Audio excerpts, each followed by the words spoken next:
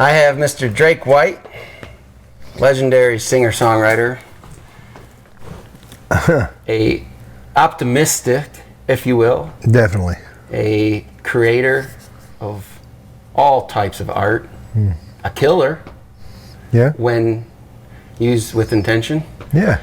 And man, Drake, it's an honor to know you. I know a lot you've been through, and I love the way you love your wife and raise your son, and I'm just grateful to say I know you. Well, same, buddy. Same. It's been a wild road, hasn't it? Yeah. Yeah, it's been a good road. It's been hard, left, right, up, down, all you can imagine. I mean, I think that is life, though. You know, it's just life. It's a hell of a life for a storyteller. It's like you say, you don't even realize it. You're like, oh, I'm going to be a storyteller, a songwriter. And then God gives you the story that you never even could imagine. Yeah, that's funny how that works out, isn't it? It's just like, you know, I love telling stories, and I'm from a long line of storytellers, with my grandfather being a preacher and my dad, my uncles around fires, and just being obsessed with fire as a kid, and sitting around it and listening to, you know, Johnny Cash and Willie Nelson, and listening to crickets and cicadas, and listening to my grandfather. I mean, that's what preachers do. They tell stories. They tell, you know, in my opinion, the best story of all time. And it's funny how that works when you commit yourself to this is what I am. I am a storyteller. I am a husband. I am a dad. The man that made the mountains, he gives you those things. He goes, okay, you call yourself a storyteller. Here's some things to tell stories about, to write stories about, and I think that's a beautiful thing. Yeah, I do have a master's of fine arts for storytelling, which is hilarious after 16 years as a SEAL, but I think when they say the pen is mightier than the sword, I think that there's a lot of truth to that, and it's how we leave a mark. It's how we teach the next generation is through story. Jesus taught in parables. I believe the mind works off a story, and it's what gets people in a funk, that story they tell themselves. And I think why we link in creativity is you need to create a new narrative to tell yourself about things that have happened.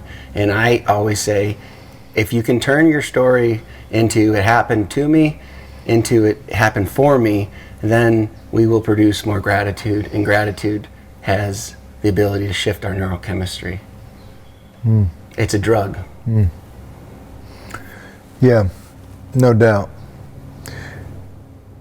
No doubt. You know, flipping that is flipping the whole concept of it's happening for me, not to me. You know as well as I do, that can be formed through filters. You know, somebody could have a traumatic childhood, somebody could have a traumatic car wreck, or a bad high school experience, or a bad experience at church. I've seen a lot of church hurt.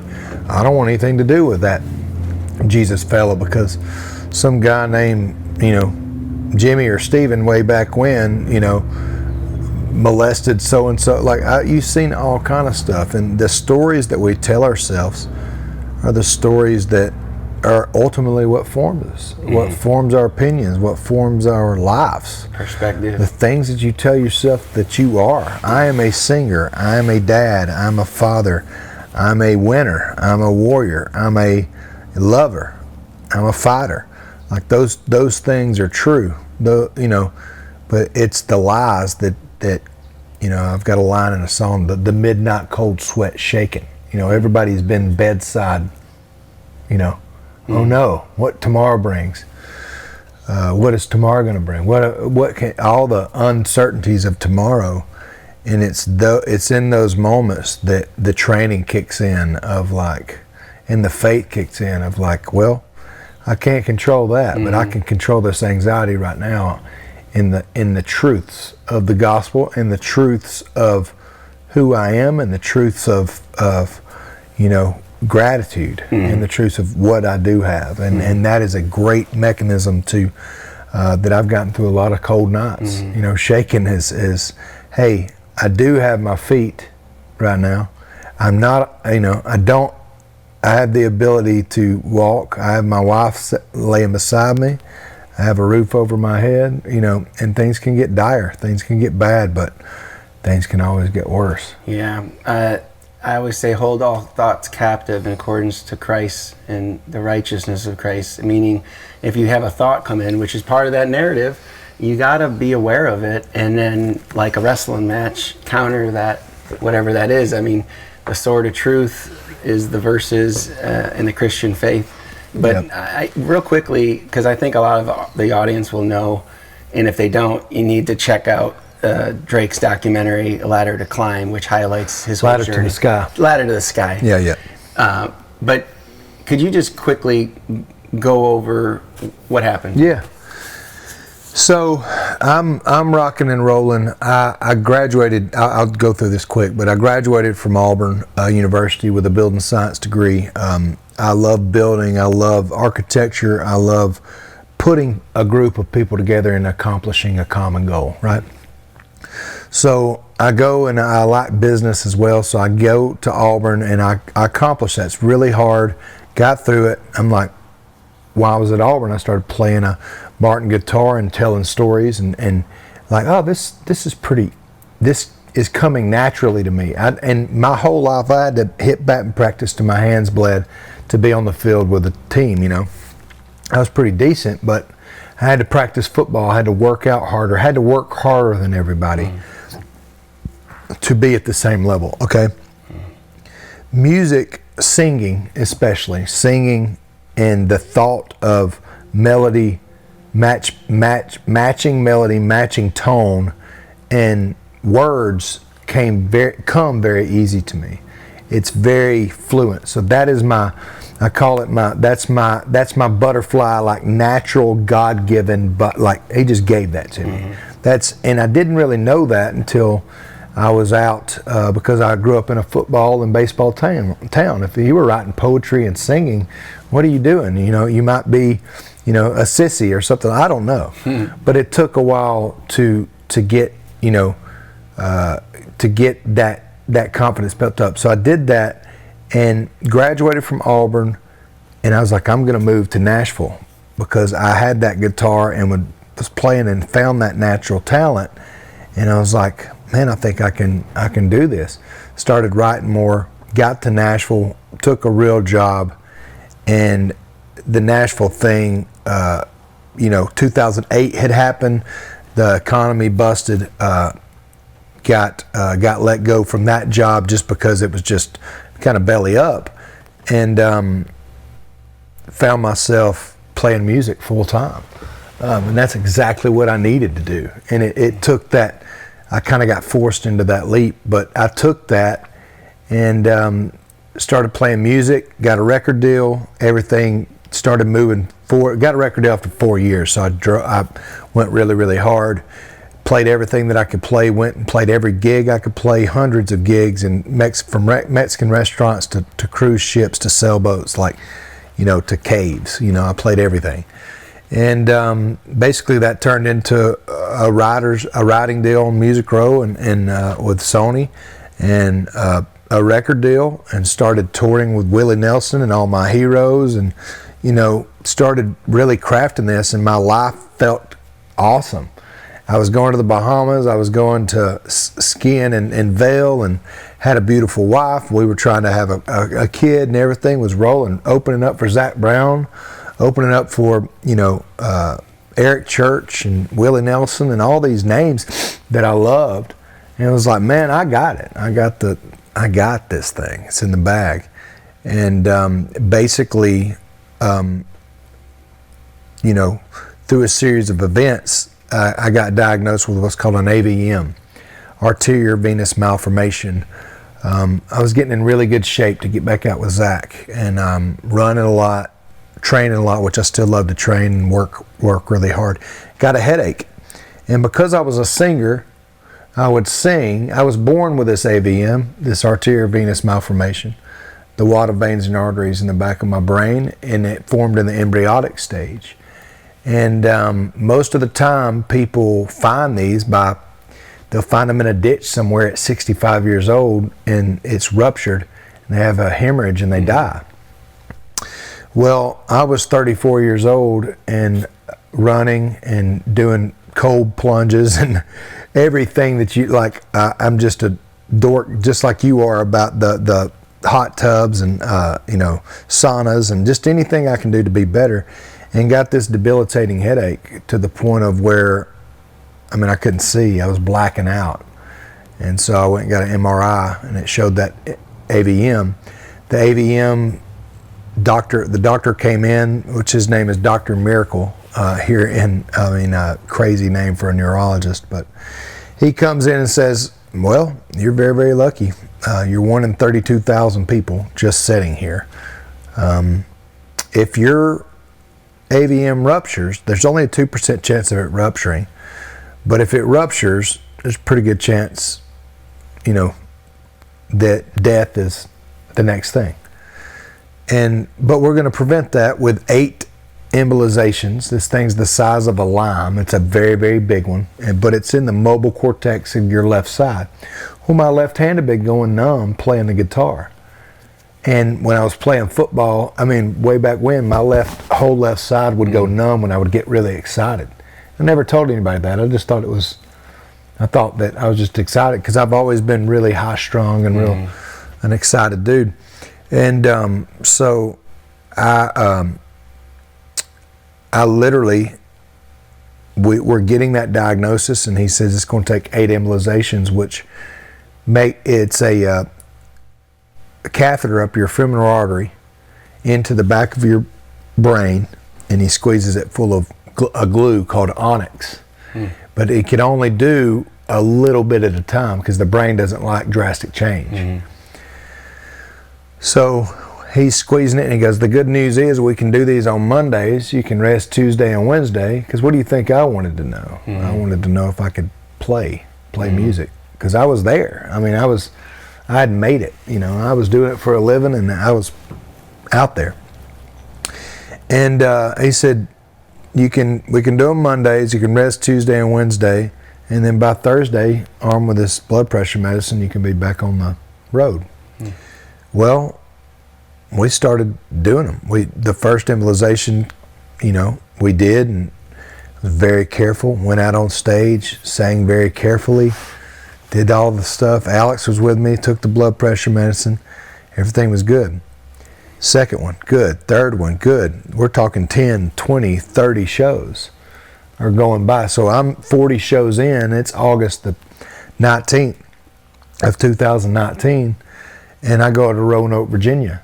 And we have a 3-show run. And this is the first of a 3-show run. And cotton candy skies. Tommy, everything was beautiful. And had a good little sweat layer on, 95-degree day in Roanoke.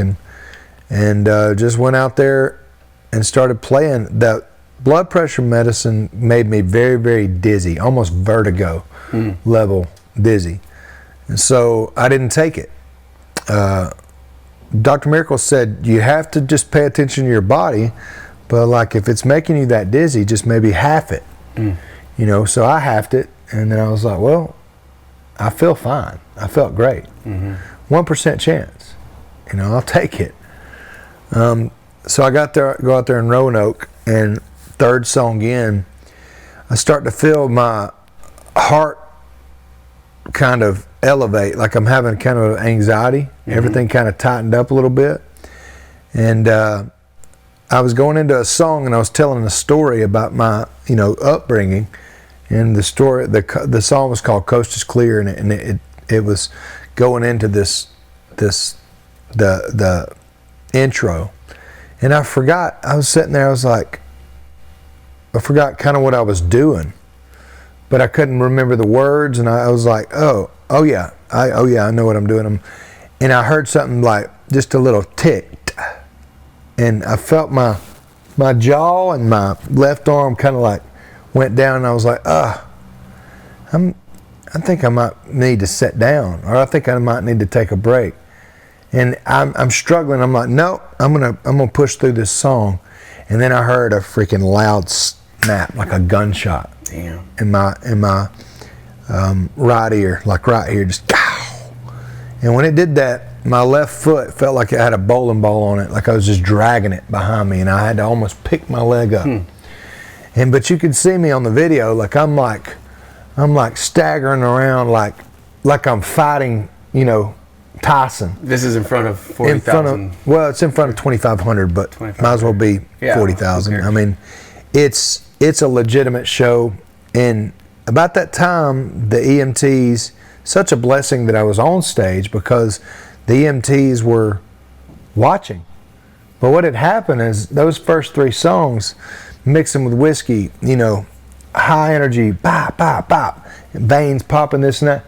I'd elevated that blood pressure to a point where it hit that, it had been embolized 4 surgeries.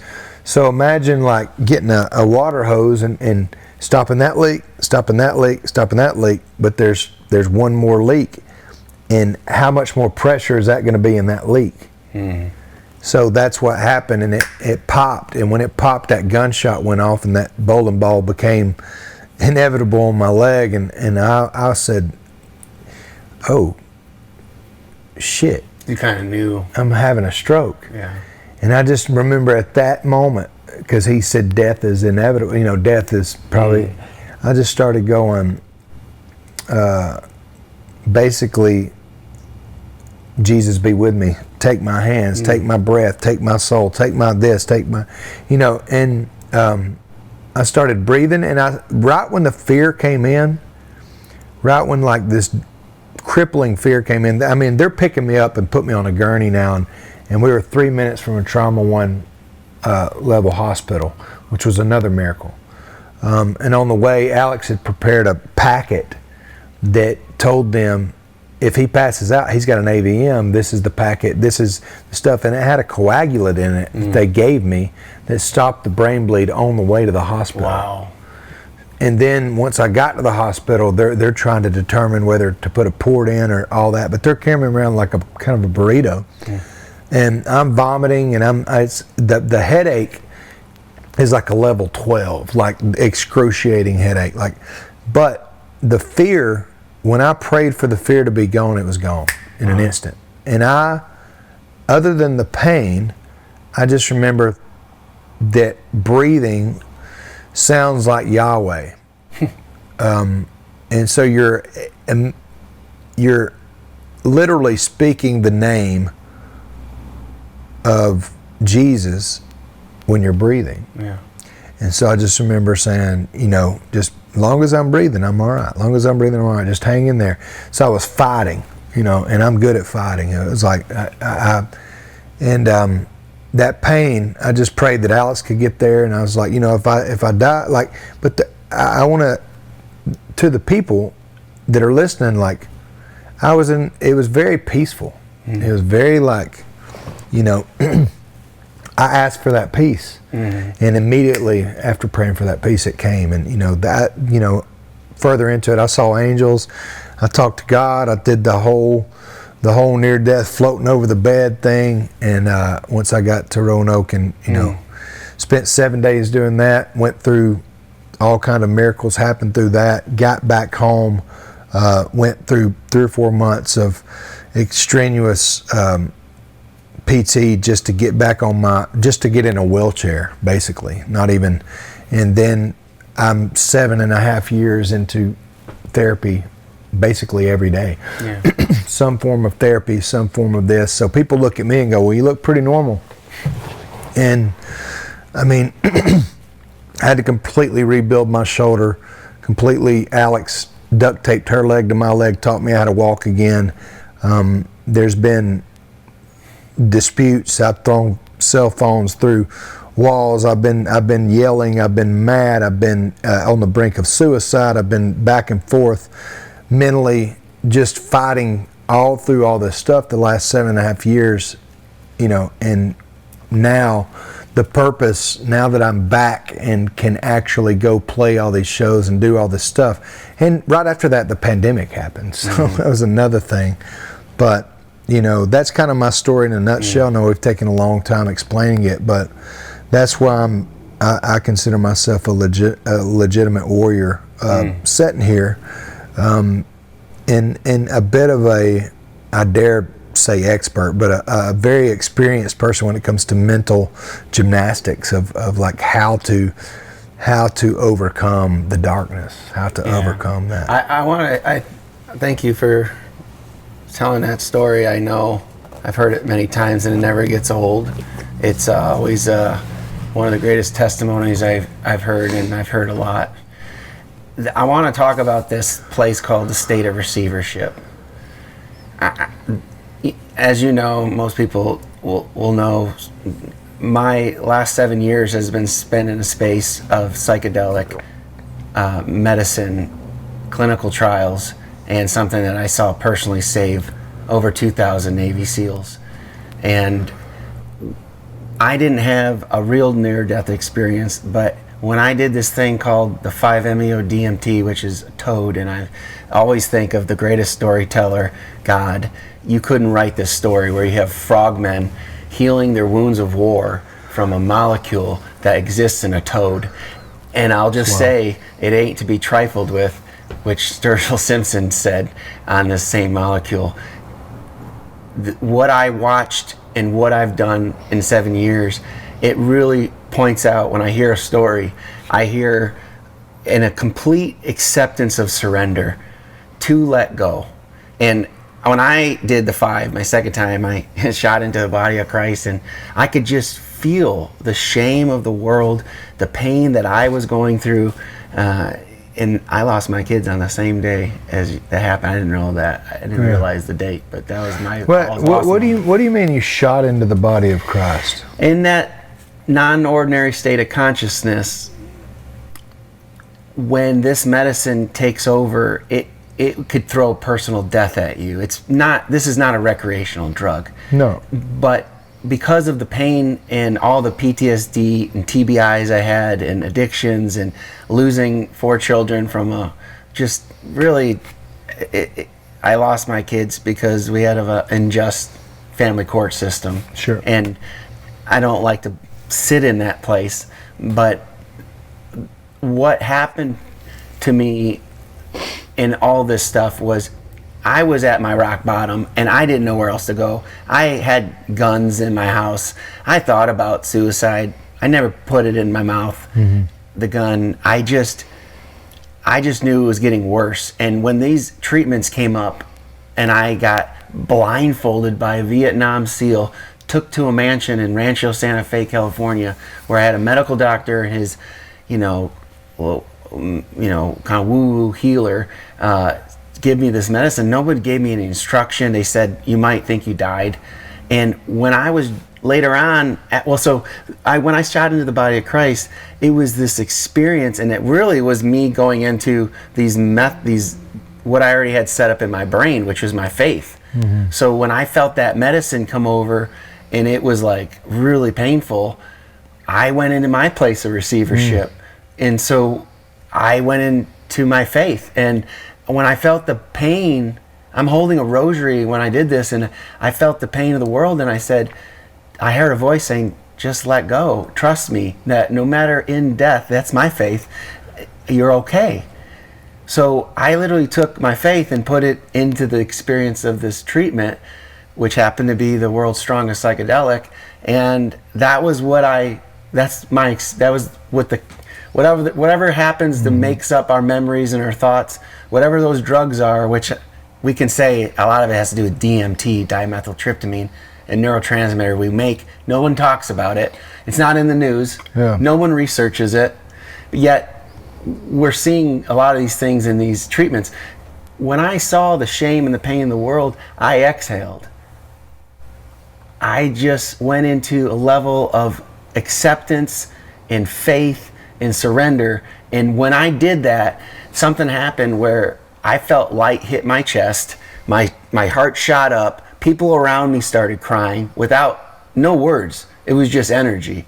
And I can explain this, but somebody listening is going to be like, that's either a miracle or demonic or whatever they want to say. Yeah. It's supernatural. And I say we have new words to describe this. It's in quantum physics and neuroscience that if something can access this state and we can completely surrender, whether it's a physical life-death thing or a manufactured, we know we can reset that nervous system, and we don't even know in the spiritual realm what is happening, whether there is a fleet of angels. We can describe that however we want, but the reality is what we've tapped into from a healing, PTSD, trauma, addiction, even traumatic brain injury is what I think this work will show is that the prefrontal cortex in conjunction to the heart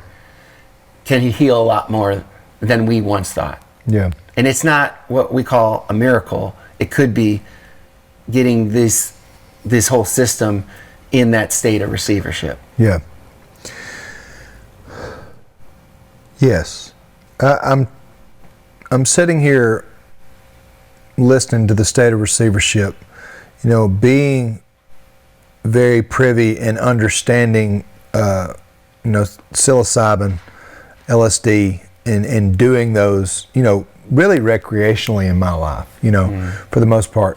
And then having the stroke, like not being just experimenting, maybe once or twice here or there, but understanding what they were and understanding the war on drugs, the concept of this, like this basically this story that we've been told about these drugs and these things, these demonic things. I'm listening to your story and I'm thinking about my grandmother, my people out there that are listening. And I'll say this, when you have a stroke and you haven't had a kid and you've got your wife sitting there and you cannot squeeze her hand and you're paralyzed from your left side,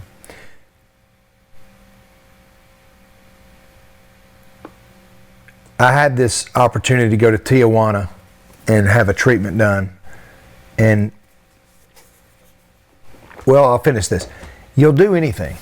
You'll do anything to get your health back. Yes.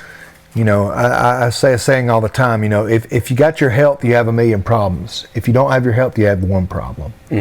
So how can I get back to where I can actually catch my son from falling in the ocean? How can I catch his fastball? How can I be there at his baseball games? How can I walk him and his future wife down the aisle? How can I do these things? How can I be... No matter what Ronald Reagan said or what the lies that you've been told about, or the truths that you've been told, whatever you've accepted as truth or lie, you go into this sympathetic nature of like, I will do anything to have my health. If you got your health, you got everything, and that's gratitude. That's a true place of gratitude. So these medicines, when used with intention, the psilocybins, and I sit here as a born again, Jesus following, Bible gospel believer, and I'm telling you these things to surrender. The world will always tell you it's you, man. Just toughen up. Just keep going. Well, the SEALs, that's the toughest people physically I know. Most screwed up too.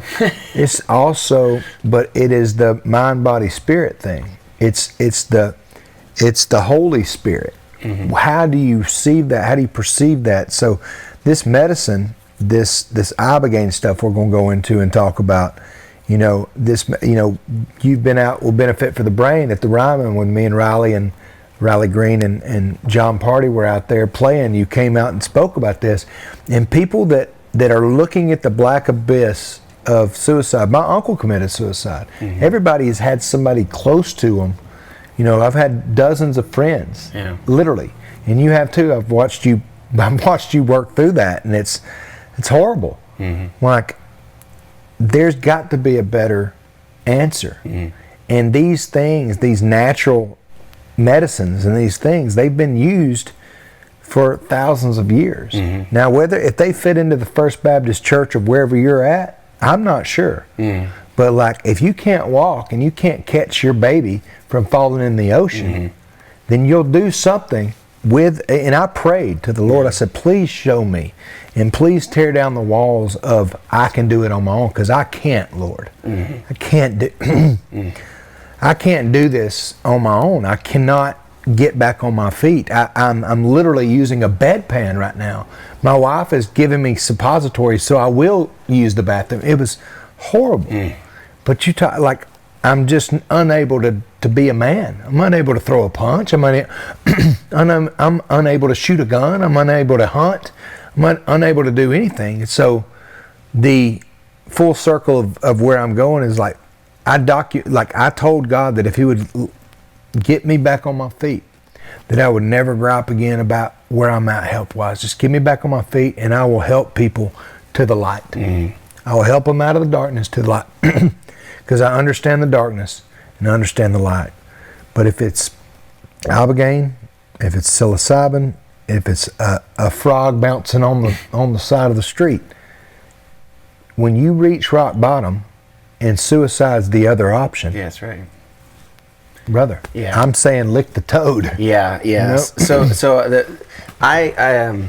It's so fascinating that one of the, I don't say it's not a symptom, it's a result, a byproduct of this neuroplasticity. I've been microdosing with intention for 7 years. Yeah. I don't need it all the time. I take less and less every year. And you've been helping me with that too. Yeah, we can talk about that. But the funny part is, our language is the byproduct of the prefrontal cortex, what they used to call it mind expanding. It's not expanding. It's got more neurological routes, more pathways, which create the language. And people say, well, I've never heard it explained like that before. I'm like, because they've never taken as much LSD as I have. Yeah. But in small doses over 7 years with intention. Nobody was coming to tell us how to use this medicine. One of the benefits of being a frogman is we don't wait for people to tell us how to solve a problem. We get paid to solve problems unconventionally.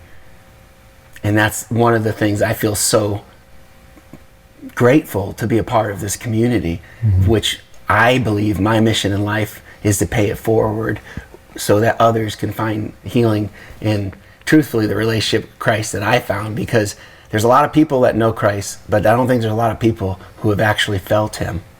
And I think that's the difference between knowledge and wisdom. One is felt, one can be read, can be heard, but unless you feel the pain and the scare of death like you have, you can talk to your blue in the face and they're not going to truly understand you. So the real drug that we look at, what is faith? Well, faith is linked to oxytocin. You want to get people, but their brain's all on an EKG and have all these mechanisms hooked up. You put a person with faith and they're going to see spikes of oxytocin. Why? Because faith makes us feel safe. That's why they're selling hugs in a bottle. That's a good song for you. Oxytocin is being sold in syringes. Why? Because they realize people aren't connecting, and that screws up their whole neurochemistry and all the drugs and all the pH in their body, which lead to all these mental health conditions, which lead to obesity, heart disease, diabetes. There's all these cancer. So really the root cause of how we heal the system is now going to be a byproduct of us going on a limb and trying something because we were desperate. And now we're going to see that what will happen, and with Trump signing an executive order on Saturday, 4 of my SEAL brothers were behind him, my good friend Brian Hubbard, Secretary Kennedy, who I know, they were all there. Joe Rogan. So the reason why that was a big deal was because it's going to give hope to a lot of people that are hurting. The bad part is it's false hope, because as you and I know, that was like the first shot heard around the world, and that will tighten the grips on Big Pharma and their control of our politicians. And this is a war set up, and I believe, because for us as people who are CIA trained. We have the most training out of any military fighting male or female. And I think what we're seeing is God gave us a sense of purpose. And if you give a warrior purpose, well, we already have the passion. And so why I love my friendship with you is because I know that creativity and getting this into the arts, into song, into narrative, that's how we're going to pass this along, is through the art. Man, I couldn't agree more. Frequency is the big word. What frequency, and you can get into the woo-woo things, and I want to share everybody out there too. Like, I grew up in a small town, Hoax Bluff, Alabama. Look it up. I mean, it's God's country. It's the best. But it's 3,500 people, and like, if it ain't fried chicken and dumplings and Coca-Cola Classic and sweet tea, then it can be scary. The unknown can be scary. Took this leap of faith with music. It showed me the world 4 times. I've been to Bahrain, I've been to New Zealand, I've been to Australia, I've been all over. And seen it, got the t-shirt, met a lot of beautiful people. The bottom line is Christ, God lives in these. For me, the sun feels different on my face than it does on your face. I heard that the other day and it really hit me. The sun feels different on my face than it does on your. Is it the same sun? Yes, it's the same sun, but it feels different on my face than it does on your face. So I always love storytellers, story people. I've met a lot of Muslims, a lot of Buddhists. I'm not trying to lump it all in one thing. I'm just trying to share with the people out there. We've covered a lot of stuff in a short amount of time, as we do. But these medicines and these things, it's not me going, oh, I didn't surrender to God. I prayed every step along with this, and I'm closer to God than I've ever been through these heartaches, through my wife losing, us losing our daughter, through the COVID stealing my career for a minute. But actually, COVID didn't steal my career. It flipped it back on its back, and I played songs right behind us for 88 weeks, and it made a whole nother career. Learning how to navigate these things of flipping it, of saying what Jocko says and say, good. I'm glad the bad thing's happening because I know it's going to teach me something. Now my son looks like Huckleberry Finn. He's blonde-headed and he's jumping off stuff, and I'm like, I know how to direct that. But I don't know just from a chainsaw guy, MacGyver type of dude that I was before the stroke. No, now I've got the psychological side of, oh, now I know why you're thinking like that. I know why all that oxytocin is. And I know that's why I came through it. But I'm a writer and I'm a feeler, so I feel all this stuff. And, all I'm saying to the people out there, don't poo-poo on it. There's a reason you're hearing it now. There's a reason that these medicines are available and that they're being put on the steps of our Congress and Senate.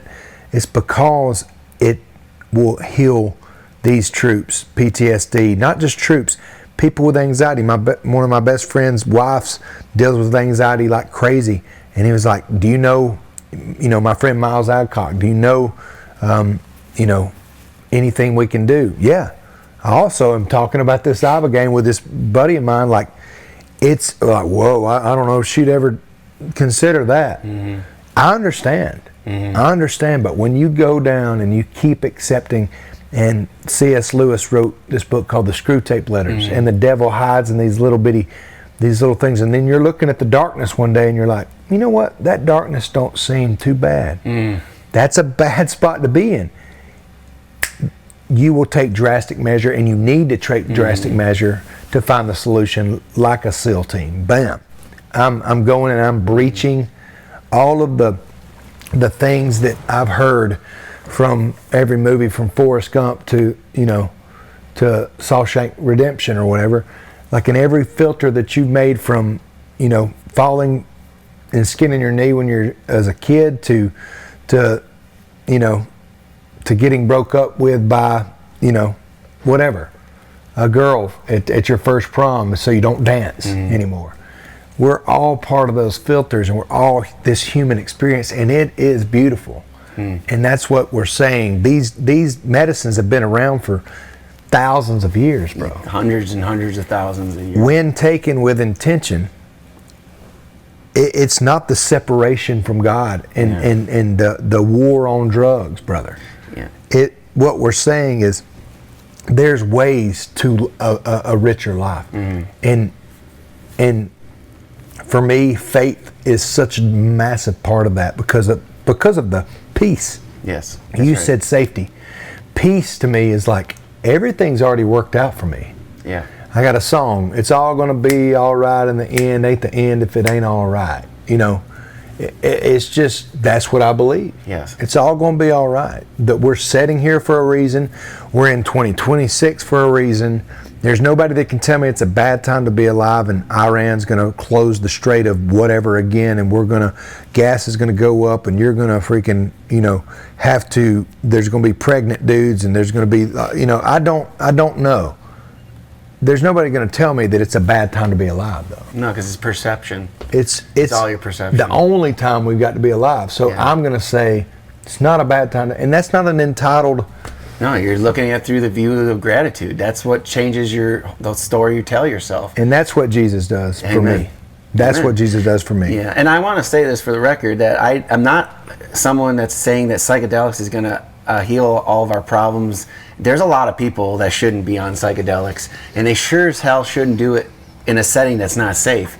So I kind of have, it's kind of like we called it survivor guilt, when you feel guilty about getting better despite so many people being in a state of chronic anxiety, chronic depression, chronic PTSD, chronic TBI, and I'm being lifted up, and I feel like God is dwelling in my heart and I'm on fire. Yeah. And I look around and my friends are still committing suicide. I just lost one of my classmates last week to it. And psychedelics are not a miracle cure, a one-time shop. You got to put the work in. And I think why we prayed downstairs 4 years ago about what I wanted to build, and we prayed over it. And my nonprofit neuroscience and wellness initiative, it's exactly that. It is to pay it forward, to show people that they might not have access to Ibogaine because there's only 5 clinics in Mexico and we got a bottleneck. But what we do have access to is the first thing you just said. It's our breath. We can teach people how to manually overcome some of these anxieties and fears by listening to a song and closing their eyes and stepping out with your shoes off in the middle of nature. I mean, come on, let's not get so freaking crazy that it's really simple. Wim Hof, look up Wim Hof. I know. I used to. Yeah, the people out there, if you're dealing with it, it's amazing what 10 minutes of breathing will do. Yeah, gratitude and breath. I like to make up these SEALisms. We have, every time I watch a movie, and there's a lot more movies with Navy SEALs because a lot of our guys become writers, like myself, and I laugh because a lot of our SEAL lingo is in these movies and they're being spread, and I'm like, that's one of ours and that's one of ours. But I forgot what I was going to say. It'll hit me each time I tip my tongue. No, it's all good. I forget. But the reality is, what we're trying to say is we have everything we need inside of ourselves to heal. And I think one of my biggest gripes against all forms of religion, especially with the Christian faith, is that I don't think they do a good enough job of really explaining what is inside of us, the Holy Spirit, the third part of the trilogy. I feel that we like to put the solution outside of ourselves and problems outside of ourselves. And I'm like, no, you got to own your problems. You got to believe that Christ is living inside you, because if you don't, I don't know if we'll ever fully truly believe like we're enough. And that's a philosophical debate where people really want to say, oh, I'm a sinner and I'm not good enough. And I believe that too. But I also believe that there is something inside each one of us that if we tap into it, and I don't think we can get there unless we have our rock bottom, where we are completely hands up on our knees, crying out to whatever God we choose to believe in. And in that state, which is what brings us back to the state of receivership, I think that's the medicine. One of your songs is one of my favorites. The hurt is the healing. I mean, if you just change the lens around to thank you, God, for these tribulations and this pain and whatever you're going through, if you just thank God for that, you'll be amazed what he will do with it. Yeah, I couldn't agree more. And the psychology, we're not dealing right now with guys walking up on our, thank God, our back steps with AK-47s. Like, we're not dealing with that type of warfare. It's not something you can see. It's psychological warfare, and it lives in this black box every day. Yeah. And it steals and it robs. And yesterday I killed a turkey back here, and I'm having a conversation with this turkey across the hollow, and I just thanked God because naturally what was taking place, all this stuff is happening. We played 3 sold out arenas with Riley Green last week. Nashville, Bridgestone, completely sold out. You were there, 15,000 people. And so there's all of this dopamine that comes from that. And then I'm silent in the woods, and I'm back up against a tree, and I'm dead still, and I'm in a ghillie suit, and I have a shotgun in my hand, and I'm speaking turkey, wild turkey, and I'm like, thank you, Lord, for this opportunity, for that spider on my boot, for this thing, because it centers everything. That's the natural world. That's nature. All right. What is the real world? What are you going through? How are you going to cope with it? What is normal? What is abnormal? What is this? What is that? What is filtered? What is unfiltered? What is your rice sprayed with? Where's the pesticides at? What cancer do you have? Is your inflamed prostate a problem? Is it not a problem? Should we be doing peptides? Are peptides good? Are peptides killing us? Is plastics going to kill us? Is Ibogaine going to kill us? Is the war on drugs? It's just, man, that's what faith does for me. It centers it to go, you know what, dude? Today I'm talking to a turkey. Tomorrow I will be eating him. Just be. And the Screw Tape Letters goes back to C.S. Lewis in 1910, I think he wrote, 1908 maybe. He writes this thing and he predicted all this. How do you take a man's happiness? You take away his silence. Take away his silence, man. You guys that are facing, I pointed at you, your PTSD and you're been in war, when you get silent, when you get by yourself, that's when the demons start coming in, and that's when we're creatives. Our job is to make something out of nothing. Yeah. So I'm gonna make it. Yeah. So I want to say this too. This phone, obviously my circles run deep with intelligence, people like Sean Ryan and Jocko and all these people in my community. We have a hell of a network. One of the things that I have been made aware of is not that everybody in the government or in big pharma or in corporations have this thing where they're just trying to kill all of us peasants and trying to, make life about disease. I don't believe that. But I do believe that there is a portion of that needs to be brought up. And one of the things, because I study the prefrontal cortex, which is the front side of your brain, and the connection to the heart, which is your vagus nerve, is this phone in our children, most importantly, the developing mind, is their brains are in a state of hyperarousal, prefrontal cortex hyperarousal. What that can do is create anxiety, You didn't get a like on that post. Now that like has a drug associated to it. And so you don't get the like, you don't get the follow. This is what drives all these drugs. So essentially what is being created, not with some dark force, well, maybe there is a dark force, but it is a sense of demand for sick people, because anxiety will be at an all-time high. Conflict lures us in. Yeah. We see a train wreck and we're all going to turn our heads. Yeah. So what happens is a primal mechanism, as being we are still human or still animals, right? Is that when we're not if we're unaware, if we're walking around asleep, being basically psychological and manipulated because of the scrolling in the phone and all that dopamine, cortisol, all those neurochemicals being basically manufactured. Pornography is a perfect example of this.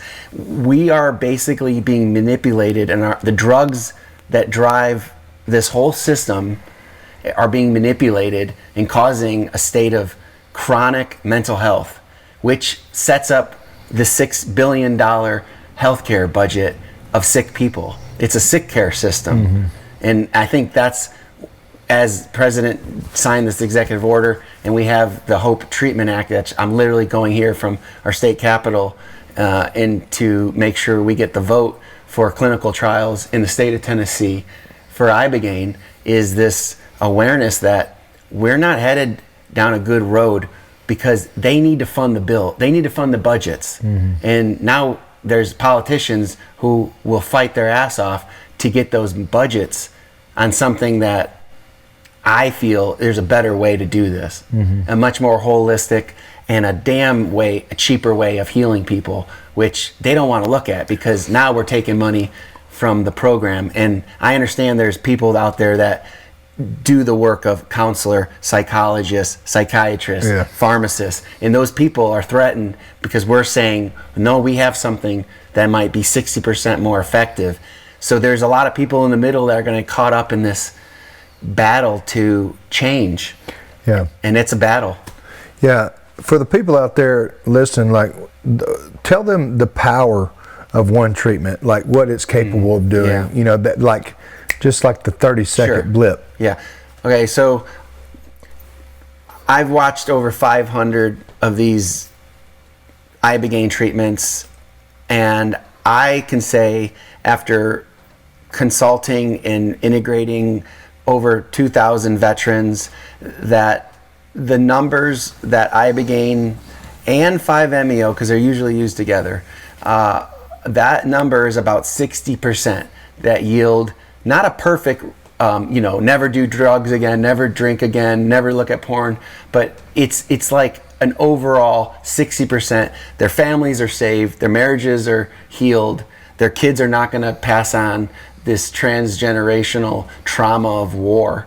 And so there's about 60% net gain that I think, even if you said 40 to 60%, that's 30% more than what we have in standard of care in terms of rehabilitation and all the drugs, which is methadone, Suboxone. Let's be real. Those are opioids with Narcan, and they're still making money on a thing they got sued for $27 billion. That you're on for the rest of your life. Yeah. So that's treatment, and I'm not saying we can heal everything, but 60% is 60%. Yeah. That's astronomical. So there's somebody making a lot of money off these methadone clinics. There's a group of people making a lot of money. So it looks like is it iboga? Iboga is the shrub. Ibogaine is the specific alkaloid. Okay, that comes from iboga. But it is a natural. It is a natural medicine. It comes from a bark. Yeah. So that's enough for me. Right there, as somebody that's seen the near-death experience and went through, if you're at that point out there where you're looking at the black abyss, I call it, and you're looking at that suicide being an option, like these treatments, these things exist, and they're just now becoming legal in the world of, and we're fighting for it. And you just told me in the kitchen,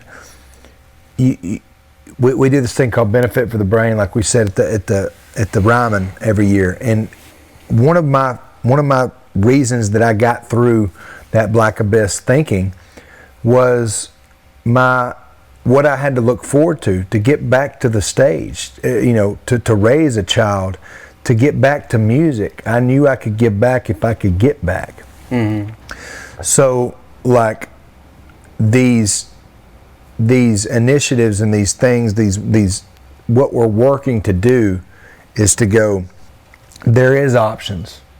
Take the gun out of your mouth. There is options. If you become your own advocate and look out there and search hard enough, and I would say if you can't get it in the U.S., if you're at that point, go to Mexico. For sure. I've been to Mexico. It's great. It's great. Don't believe all the hoopla that you see down there. It's phenomenal. And I go to Tijuana to visit my friends from CPI and Ed Clay, that's been talked about on Rogan. And I mean, there's just so many things, and life is, at the end of the day, life is so good. And God, through scratch all the religion and everything, from a spiritual side, my faith side is I've met the man that made the mountains. I've talked to him. I've seen it, and it's as real as as us talking right now. Probably more. It is more real. Absolutely. So is the option of going away from that black abyss, brothers and sisters. It is not what. And I didn't come on here to preach. I just came on here to say, like, I'm watching this thing, and we are all believers. Yes. Ricky, what's Ricky's last name? Ricky Harris. Ricky Harris is her and her husband are unbelievably godly people. Yes. And we just want to see people better, truly better. Yes. For the family, because the family is it. It's our future. It's our future. It's what we want to do, and that's what we're talking about. We're not trying to go out here and go to a Grateful Dead concert. I love Grateful Dead. Would. I'd go to but like I'm not saying it's not recreation. It's like this stuff right here, and breaking through that stigma is a huge thing that benefits Brandon. I'm glad I said that. Yeah, and people, it's like the word recreation. People are like, well, what does that mean? Does that mean tripping out with your friends, going to a Fish concert? Or does it mean going for a walk with 20 milligrams of psilocybin in a controlled environment? Because that you might have thought it was recreation, but again, the system that's reproducing these neurochemicals, which are forming our thoughts, our feelings, and our behaviors, which is the golden triangle psychology, you might have said, well, I'm going for a hike and I'm going to take a little microdose. But people don't understand the neurological benefit, and actually medicinal benefit you thought was recreational. It goes into what the intention is. The minute somebody understands that feeling grateful is a drug, with or without psychedelics, the minute somebody realizes having grace is a drug, it's a drug. Yeah. It's we are literally walking around frequencies and chemicals. Yeah. And if people say, I don't do drugs, I'm like, you are drugs. You are doing them right now. You're doing drugs if you have fear, if you're grateful. I mean, there's a DMT drug. When you're completely removed from all your consciousness, you're just in a place of present being, in the present moment, not worried about the familiar past or the predictable future, and you're just being. There's a drug there. And we wonder how we're always looking for these things outside to heal ourselves or make ourselves feel better. I mean, you got devices that are telling our teenagers and people their emotional state. I'm like, what in the hell? That's going to the cloud, to the consumers, to take advantage of you, to go buy things. And I'm going, we don't even know what emotion we're feeling in the current state. So why are we going to rely on some thing made in China to tell us how we feel? And I heard Brian say this. What's Brian? Brian Hubbard. I heard Brian Hubbard say this. Like, I want to tell the people, like, for you people that are in the gospel and are going to church every time the doors open, that say, well, Jesus is all you need, That's all you need. Hey, that's fantastic. And I agree. I full-heartedly agree that it is all you need to reach. It's about surrender with Him, because He made the ultimate surrender. It's about surrender with us, because when we surrender and realize that we can't control it, and we can't do it on our own, we need help, that is when spirituality steps in.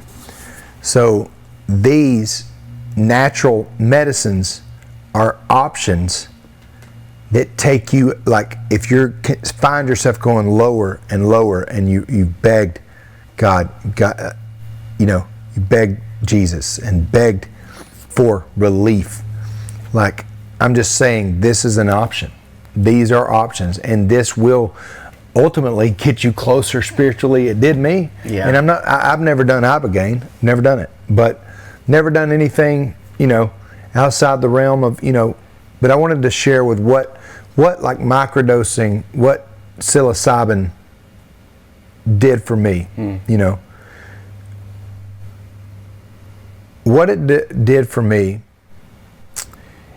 is it allowed me to understand and to have the idea that tree roots look like brain matter, that nerves look like tree roots, that veins, and I started putting all this stuff together, and I went inside of my head, and this is on a Tuesday, walking the nature trail, and I felt my heart beating, and I went inside of my head to where the blood was going to, and I saw the AVM, the mass, and I pictured the blood moving around the AVM in this blue light and green light surrounding it. And I know that sounds weird. It's not me out there like Jenny on Forrest Gump, like on top of the roof. It's literally, it was just this subtle thing of like, I'm thinking about healing. And the fact that I was thinking about healing meant I was healing. Yeah. I was forming those neuroplasticities. I was forming around the lesion that was the AVM. I could feel it in my fingertips and in my toes. I was walking, exercising, sweating, swatting a fly off of me, seeing a deer, seeing a turkey, and that's what the documentary was all about. Basically, the hunt is the healing, getting back to hunting, getting back to providing, getting back to the music that made me, and how the frequencies, just get back to the frequency of nature. Yeah, this phone is a product of Steve Jobs microdosing LSD for 22 years. Most of Silicon Valley were a bunch of hippies that they went after for LSD, and so they put coats and ties on, and they developed a bunch of electronics. Yeah. And so, I can look around, the mRNA model that science uses was developed after a long night of psychedelics, LSD particularly. Bill Wilson, the AA model, he went to be back, people don't realize this, but they were using LSD to treat alcoholism. This was all part of the CIA and Dick Nixon, the Controlled Substance Act, where they shelved all the research on psychedelics 56 years ago, only be woken up last weekend by Trump. So there's a lot of research that needs to be done, but I will say this, that I think psychedelics, I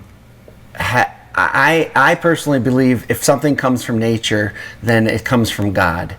And if that's true, God's ability to interweave into the narrative of humanity is going to be brought to light by some of these molecules. You said it so yourself. You probably wouldn't have been a singer-songwriter, and all these people wouldn't have had the benefit in the medicine of your music over the 20 years you've been doing this. That wouldn't have happened if you didn't have these experiences in the forest on psilocybin. Yeah. In some capacity. Capacity. Yeah, getting outside of your mind. We've been trained, and I just talked about this with my buddy, that being out of your mind is a bad thing. Oh, that guy's out of his mind. Well, like everything in this world is meant to be in your mind, including these phones. Stay in your mind, stay in your mind. Well, getting outside of your mind is how you write these songs. Getting outside of your body, outside of your, where people, it's bigger than you. That's creativity. Getting out, that's creativity. That's where God lives. That's right. where Amen. He lives.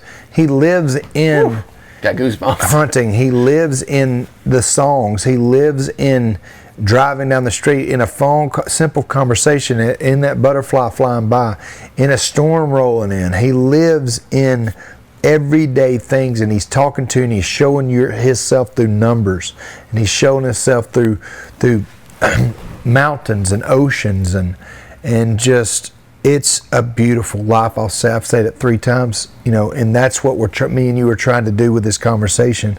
It's not to come in here and try to figure out how to infiltrate, your holier than thou thing.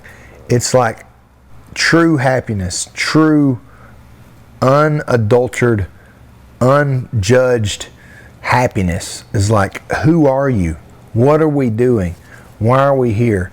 And through my studies of, travels and being out there, the gospel, recovering from this stroke, recovering from the trauma of losing a child, recovering from the trauma of, 3 record deals and all this stuff of I didn't turn out how I was supposed to be. That type of like pity. I mean, because I have bad days. I like to say, Deion Sanders said this, so I stole it from him. I don't have bad days. I might have a bad hour or two, but I learn how to flip it around. Mm-hmm. And I get fired up at people that don't do what they say that they're going to do. Mm. That fires me up. Mm. I get, and that's what you're dealing with the politicians. Mm.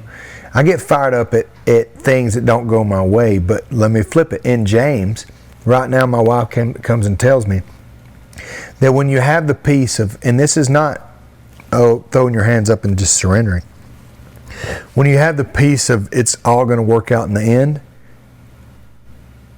then it's like, all right, if that door doesn't open, I know something better's coming. Mm. I know in my music something better's coming. Mm. I know in my marriage something better's coming. I know in my I've never even thought about adoption. But losing a child might be the darkest I've ever been. That was dark. I would go through the stroke again before I went through that again and watch my wife. And, maybe, I don't know what's coming of that. I may never see that in my lifetime, but it may inspire me to adopt. It may inspire 10 other people to adopt. It may give a child that has, you don't know. We have a sovereign, we serve a sovereign God. Omnipotent, omnipresent. That's exactly right. Well, so it goes back to the state of receivership. Because of your faith and how you deal with conflict or loss, it opens the story up to the greatest storyteller to write our story. We take our hands off the wheel, so to say, and then God says, but I have something better for you. If you could just get outside of yourself in that limited beautiful brain that we were blessed with, to throw it up to the greatest storyteller of all time. That can only happen if you're in a state of receivership. Yeah. If you're sitting there feeling sorry for yourself or cursing God, then this is how this works. The intention and creativity, which is on the right side, the awareness on the left, those are hijacked by fear and pain. And so we get hijacked by the limbic brain, and we don't have access to the creativity. We don't have access to coming up with a new narrative, because this is what fear does, and pain and struggle. So people are surviving out there. They don't know where their next paycheck's coming from. They don't know if their husband's going to come back. They don't know if their kid's going to get off the drugs. They're so in this state of anxiety and fear that all they need to do is close their eyes and start breathing. Put some pauses on those breaths. Pull the reins back in between the inhale and the exhale, and the exhale and the inhale. Do that for 4 seconds, and you will see that all this stuff that we think we know and the state that we're in, the state of being, it's not real. It's just manufactured by the drugs that we're producing inside of ourselves. That's interesting. Yeah. Well, yeah, dude. What else? I think I want to leave them with two quotes. One from one of my favorite minds that ever existed, Albert Einstein, who might have been a psychonaut. He has a picture with his tongue sticking out, and he was friends with Albert Hofmann, from the guy who invented LSD in 1938 in Switzerland. Albert Einstein said, "No problem can be solved in the same level of consciousness that created the problem." So we need to elevate our level of consciousness towards righteousness to receive a new perspective, a new solution. And the other quote that I hold dear to my heart is one that our nation is founded on. The man who inspired Thomas Jefferson and Benjamin Franklin to write the Constitution and the Declaration of Independence is a man named John Locke. And John Locke wrote this: "Let no man come between me and my God-given birthright to be free." And that can be taken a lot on how to use this medicine. Yeah. No one's coming to rescue us right now. Right. No doctor's going to tell you, no politician. This is a war, and I just want people to use this medicine in a safe place, in a safe community, and know this, that the true thing that heals us from any kind of mental health, it is community. That's what concerts do. They're getting oxytocin, serotonin. They're having communion without even saying a word or looking at the person next to them. There's drugs flying around, real ones, healing ones. Yeah. I think I love two quotes. I'll leave you with two quotes. So, the two most important days of a human's life are the day they're born and the day they figure out why. I don't know who said that, but I just did. Drake White. The second one is Galatians 5:16, and I love it. It's on my wall, and it's simply, walk in the Spirit, and you will not give in to the lust of the flesh. Woo-wee. That's chapter 2. We'll come back and talk about that. Absolutely. But the reason that's such a cool thing is because it's just nose diving all the way down to the fruits of the Spirit: peace, patience, kindness, all the fruits. And it's like, it goes gratitude. You got to have it. No matter if there's bombs flying or there's potato famines and there's this and that, like, stay in that sense of gratitude, because we're a vapor, bro. 75 years, if we're lucky, it's 28,000 days or some north or south of that. Like, we got 900 full moons, I heard. Average life is 900 full moons. Like, look at that full moon, take it in. They say that the lightning bugs are dying. I don't want that to happen. But I'm going to look at a lightning bug different now. Yeah. If you say they're dying, but guess what? You're dying here. I'm dying here. Or we could flip that and say we're living here. But all life comes to an end, and it's beautiful. That's what makes it beautiful. And, so the most important thing is to understand, if you walk in the Spirit, you will not give in to the lust of the flesh, because your spirit lives on. It's the piercing sword that cuts through the cosmos and the ether. It's the intention. You're either feeding the soul or you're feeding the ego. My God knows no fear, and that's in the ego. Yeah. But my soul is pure. It is made of love, love, love. Yeah. And I always say, people say, they call me Flow State Frogman on Instagram. I say Flow State's 3 G's. Don't leave home without them. Gratitude, grace, and grit. Yeah. And if you have those functions, you can train them with your intention. And I say this, and this is the last thing I'll say, is It is gratitude that makes us supernatural in times of great tribulation and pain. But it is service to another that makes us superheroes. Absolutely. Till next time. Thank you, Drake. man. Thank you. I Love enjoyed you, it. brother. Love you. Be good. Be free.